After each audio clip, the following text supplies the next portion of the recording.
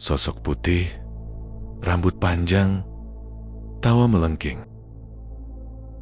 Selama bertahun-tahun, Anda dicekoki cerita sebelum tidur, film horor murahan, dan peringatan-peringatan tak berdasar. Mari kita berhenti bermain-main dengan fantasi. Hari ini, kita tidak akan berburu hantu. Kita akan berburu kebohongan. Kita akan telanjangi mitos ini dan menunjukkan kepada Anda apa kuntilanak itu sebenarnya.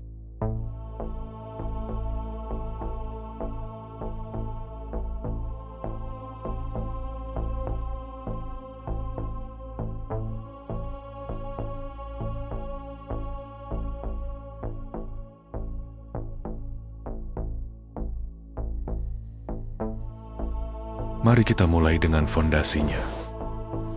Cerita intinya, perempuan mati saat melahirkan. Ini tragis. Tapi, apakah itu menciptakan hantu? Tentu saja tidak. Itu adalah pemicu emosional yang sempurna untuk sebuah cerita agar dipercaya. Trauma adalah bahan baku terbaik untuk tahayul. Dan nama Pontianak? Konon, sebuah kota dibangun setelah mengusir hantu dengan meriam. Anda serius percaya cerita ini? Ini bukan sejarah, ini adalah propaganda. Sebuah narasi kekerasan yang dibungkus dalam cerita mistis untuk melegitimasi penaklukan alam dan manusianya. Kami datang. Kami mengusir setan, kami beradab. Itu adalah narasi para penakluk, bukan fakta sejarah. Asal-usulnya, bahkan bukan orisinal.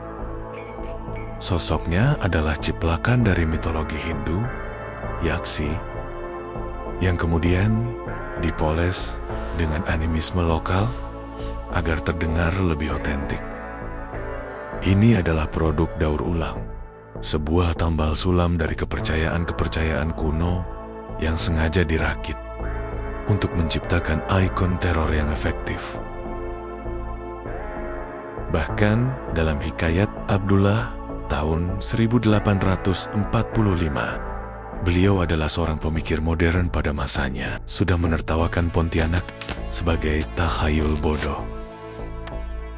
Artinya, lebih dari 150 tahun yang lalu, orang-orang cerdas sudah tahu ini omong kosong. Pertanyaannya, kenapa Anda yang hidup di era internet masih mempercayainya? Ikonografinya, gaun putih, rambut panjang, bau bunga. Ini adalah formula, sebuah paket sensorik yang dirancang untuk menipu otak Anda. Mereka tidak menciptakan hantu, mereka menciptakan sebuah merek, dan Anda membelinya tanpa bertanya.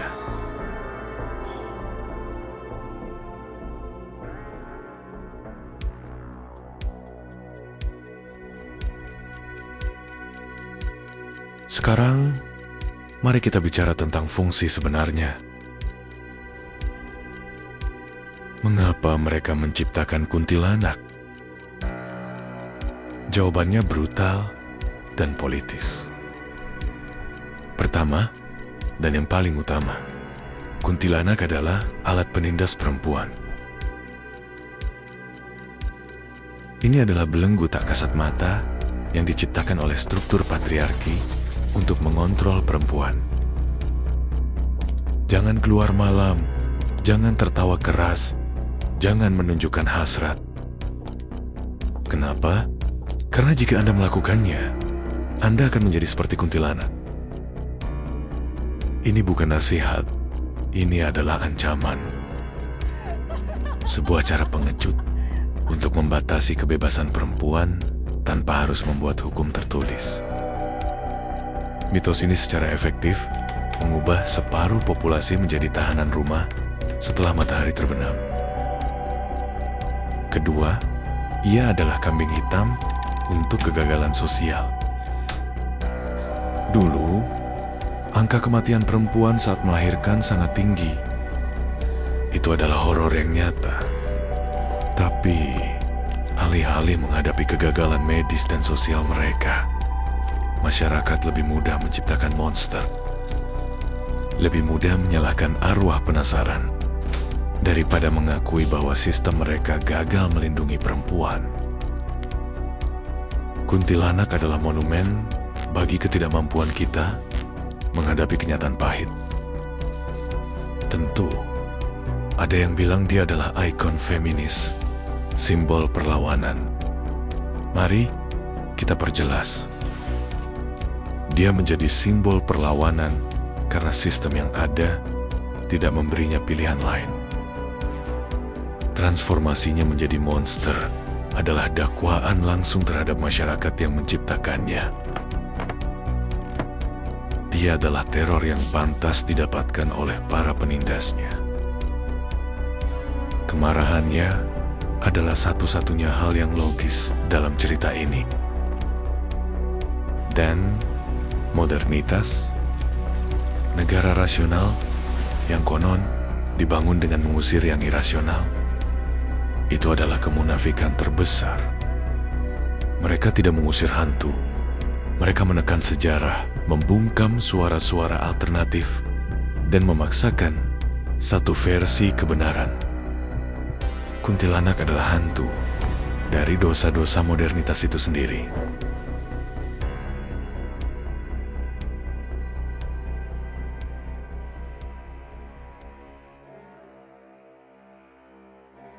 Tapi saya pernah melihatnya. Ada fotonya. Teman saya mengalaminya. Tentu saja. Dan ada penjelasan ilmiah yang membosankan untuk setiap klaim tersebut. Yang sayangnya, tidak seseksi cerita hantu.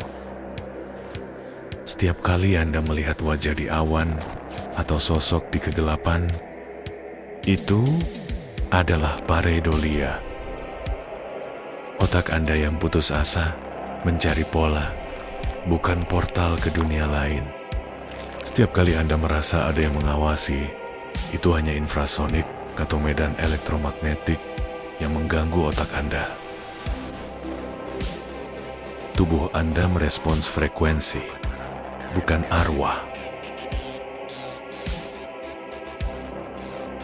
Dan pengalaman paling nyata dari semuanya, ditindih setan, melihat bayangan di kamar, mendengar bisikan, itu adalah kelumpuhan tidur atau sleep paralysis.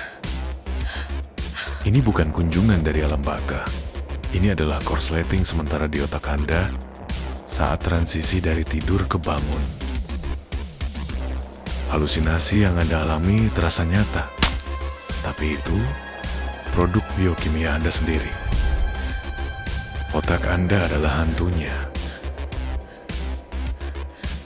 Berhenti memberikan label supernatural pada fenomena neurologis yang dapat dijelaskan.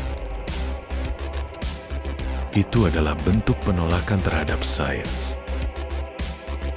Mengklaim melihat hantu di zaman sekarang sama absurdnya dengan mengklaim bumi itu datar. Bahkan, psikoanalisis punya jawaban yang lebih menusuk. Ketakutan Anda pada kuntilanak, sosok ibu yang rusak dan mengerikan, adalah cerminan dari ketakutan primal pada asal-usul Anda sendiri.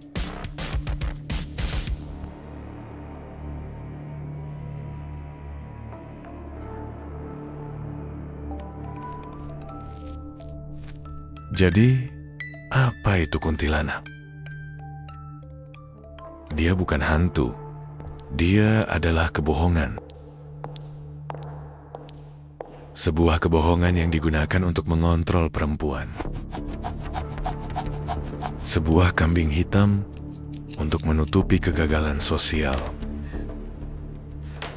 Sebuah produk komersial yang dijual oleh industri film dan para pencari sensasi untuk mengeruk keuntungan dari ketakutan Anda. Mempercayai kuntilanak di abad ke-21 bukan lagi soal budaya atau tradisi. Itu adalah pilihan untuk menolak logika, menolak sains, dan menolak untuk melihat struktur kekuasaan yang nyata di sekitar kita. Jadi, sekarang pilihan ada di tangan Anda. Anda mau terus berpegang pada cerita dongeng yang nyaman, yang membuat dunia terasa magis sekaligus menakutkan? Atau Anda berani menghadapi kebenaran yang tidak menyenangkan? Bahwa horor yang sesungguhnya bukanlah hantu bergaun putih, melainkan ketidakadilan, penindasan, dan pembodohan massal yang kita biarkan terjadi setiap hari.